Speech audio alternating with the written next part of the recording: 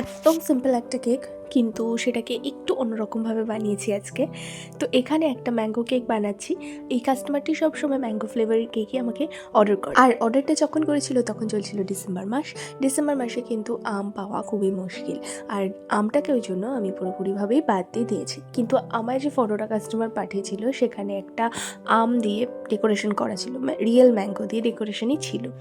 তো এই জায়গাটাকে কিছু একটা দিয়ে রিপ্লেস করতে হবে। ভাবতে ভাবতে ফ্রিজ খুলে সার্চ করি যে কী আছে ফ্রিজে, কী দিয়ে করা যায়। তো দেখি কিছুটা আমসত্ত্ব পড়ে রয়েছে।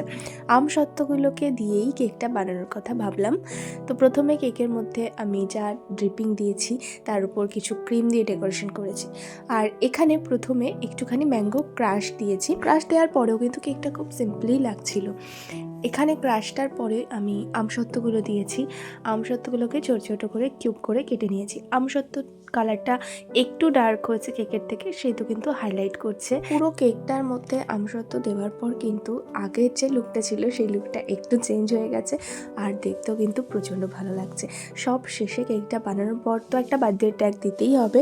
তো এখানে আমার এই যে কালো যে বার্থডে ট্যাগটা, এটাই বেস্ট বলে মনে হলো। তোমাদের কি মনে হয়? কেকটা কিন্তু একদম অন্যরকম একটা লুক এসছে, কিন্তু কেকটা সিম্পল, তাই তো? তো আজকের ভিডিওটা ভালো লাগলে অবশ্যই সাবস্ক্রাইব করে যেও। বাই।